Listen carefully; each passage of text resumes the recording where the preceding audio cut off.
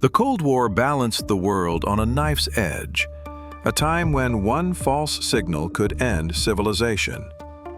In 1983, deep beneath the Earth in a secret Soviet command bunker, an alarm screamed through the silence. One man was told nuclear missiles were already in the sky. What happened next would become the decision that saved humanity. September 26, 1983.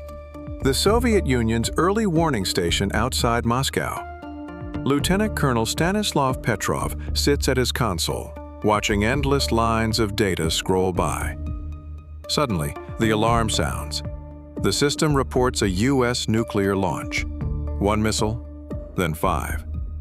Protocol demands immediate retaliation, but Petrov doesn't believe it.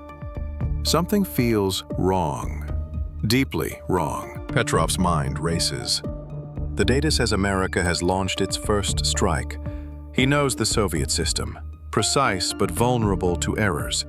If he reports it, his commanders will fire back instantly. If he ignores it and the attack is real, his hesitation could mean millions of deaths. Alone in the bunker, he faces an impossible choice. For 23 heart-stopping seconds, Petrov weighs his decision. His instincts scream it's a false alarm, a glitch. He calls it in. No launch, it's a system error. The room freezes. His superiors wait. Minutes crawl by. Then the signal disappears. No missiles, no explosions. Petrov was right. He had just stopped the end of the world. In the tense hours that followed, Petrov's report spread through the Soviet command chain. Many doubted his judgment. The data seemed undeniable. Yet the man refused to change his mind.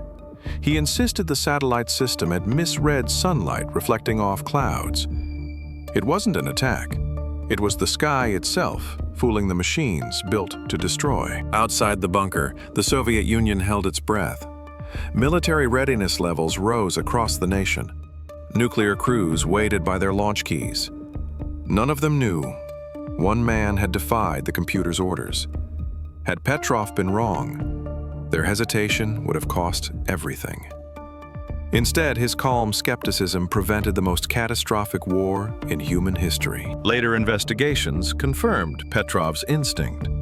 A rare alignment of sunlight and high clouds had tricked the satellite's sensors into reading reflections as missile plumes. His refusal to act blindly had saved both sides from total destruction. But his act of reason went uncelebrated, buried under layers of military secrecy. Petrov was later reprimanded for not filling out the incident report correctly. There was no medal, no recognition, only silence. For years, he lived modestly in a small apartment outside Moscow. The world that should have thanked him never even knew his name. He carried the memory quietly, knowing what might have happened. When the story finally surfaced decades later, Petrov's quiet defiance stunned the world. Historians realized the thin line separating peace and apocalypse had been one man's doubt. His choice wasn't driven by orders, it was guided by conscience. That night, reason had triumphed over automation. Petrov's decision became a lesson written in silence. The power of doubt in an age of certainty. Machines follow logic, humans, intuition. When data screamed war, one man's humanity held it back. His story reminds us, in the face of fear, calm is the bravest act of all. The operation that almost started World War III was never an attack at all. It was a reflection, a misread flicker of light. In that moment, the fate of billions rested on one man's calm defiance. Petrov proved that even in the heart of the machine, humanity still decides the future. As the submarine USS Scorpion drifted silently beneath the Atlantic waves, communication with command was lost. Inside, the tension was unbearable. Crew members whispered about nuclear readiness, uncertain if they were still under peacetime orders. Above the surface, the Pentagon received scrambled reports, interpreted by some as confirmation of a Soviet strike. One misunderstood radio message could have unleashed the end of the world. At the same moment, Deep within Soviet command, an alert blared. An unidentified American submarine signal had vanished. Soviet commanders debated. Was it destroyed or hiding, preparing to strike? The line between caution and retaliation thinned dangerously. One general argued for a preemptive response, another for patience. Every second passed like a knife's edge through human history. In Washington, the Situation Room burned with confusion. A radar glitch showed a phantom missile heading toward the East Coast. Analysts scrambled to verify data. The president was roused from sleep.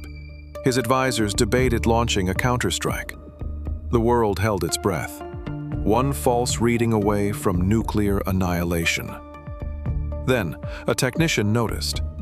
The signal was a reflection from the moon. The near-launch order was seconds away.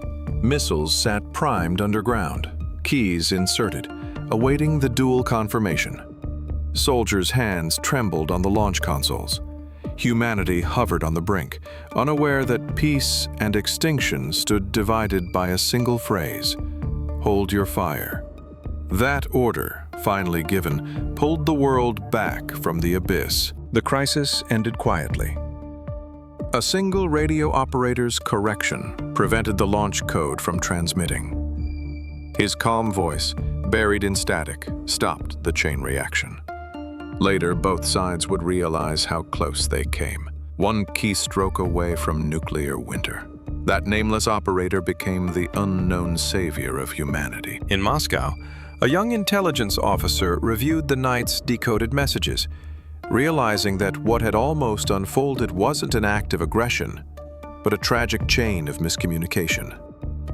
His report, buried in bureaucracy, revealed how fragile peace truly was. Behind every flashing radar light and encrypted signal, it was human error, not malice, that nearly ignited World War III. In the aftermath, both nations quietly initiated back-channel talks. For the first time, communication hotlines were established directly between Washington and Moscow, a single red phone that could prevent the next catastrophe. The lesson was clear. Mistrust had almost ended civilization, and only dialogue could preserve it. The phone that rang in silence became the world's lifeline. Decades later, declassified files revealed the terrifying truth. The world had come within 3 minutes of nuclear war, all triggered by a lost submarine signal and a misread radar echo. It wasn't power or politics that saved humanity. It was hesitation, doubt, and mercy. And in that silence, the greatest act of restraint in human history was written. We often remember wars for the battles that were fought, but history's true heroes are found in the wars that never happened. The operation that almost started World War III was a reminder that sometimes the greatest strength lies not in action, but in restraint. And as new conflicts rise in the modern age, one can only wonder, will humanity choose silence again or ignite the storm next time?